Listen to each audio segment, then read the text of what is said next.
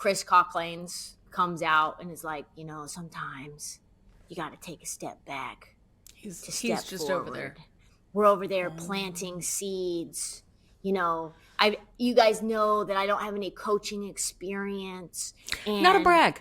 Not a brag. Expectations were not for us to skyrocket right away. We're building culture here. This may not show up on the court, but it's happening. Believe us. And it's like, and then on top of that, he benched Enrique in one of the games down the stretch. He was like, we were just like riding the momentum. So I just don't think they really he doesn't really want to take accountability. We got Diamond Miller who just got there and everybody's like, Diamond Miller, she's a great player. Maybe she can thrive in Dallas. Played 2 minutes the other night. 2 minutes after she cooked the team, being like, I played in Minnesota, and it's like a lot different here. There's a lot that needs to change here. It went on crazy on TikTok, and then all of a sudden she's disappeared, like Dejanay disappeared out of the lineup as well. I think the free Paige, #free Paige, right? Like that's where we've got to put our focus on now, because Paige deserves better than what she's getting right now. Yeah, she does deserve it. And the thing that I wanted to ask you about, because this is a conundrum, is every fan is like calling for Nola, the assistant coach, to be the coach. Mm-hmm. And Maisha Hines-Allen is like, hey, one of the players for the Wings, comes to the fan, is like, hey, you can't say that. We have to be with Chris. He's still our coach. You're not supporting us by screaming that you want Nola. And to me, that's like, I'm very conflicted over that, because I do feel that public pressure can get a coach fired. But what if it doesn't? Does that make it harder for the players to be able to create a winning culture? Do you feel like that just creates a hostile, weird, awkward work environment where Paige is already sort of like stepping on Chris when he shits on Enrique, and she's like, no, actually Enrique is great? It's weird.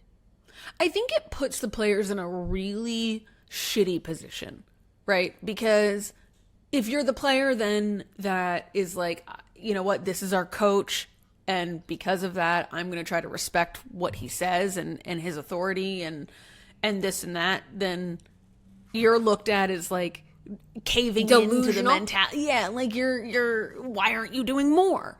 Why aren't you stepping up against this? Like if like within the locker room, I mean. I don't mean like from the fan perspective. I mean like within the locker room, right? If you've got leaders in the locker room who are against the coach and you've got leaders in the locker room who are for the coach, then all of a sudden it's not even coaching related, but you've completely divided the locker room. And then what good is that going to do anybody at this point? So I feel like it's one of those things where, yeah, you can express just like online that, get rid of this coach. We don't want him anymore. In the same way that we do with any sport, fire so-and-so into the sun.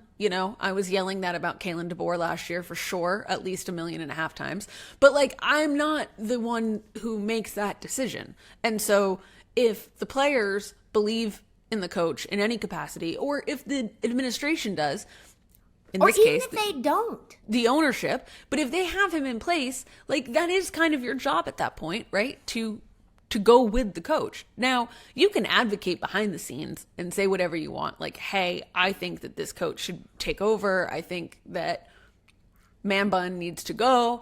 And I think Paige can have those conversations for sure, but I don't think it should necessarily be for Paige to have those conversations. It should be for Paige's team to be having those conversations with the Dallas GM, not the fan base yelling it from the court. You know what I'm if I'm Paige, I'm letting Watson. Like, I don't want to get involved with that. Yeah, I don't want to. Like, hey, could you, Lindsay? Can you guys call Kurt Miller?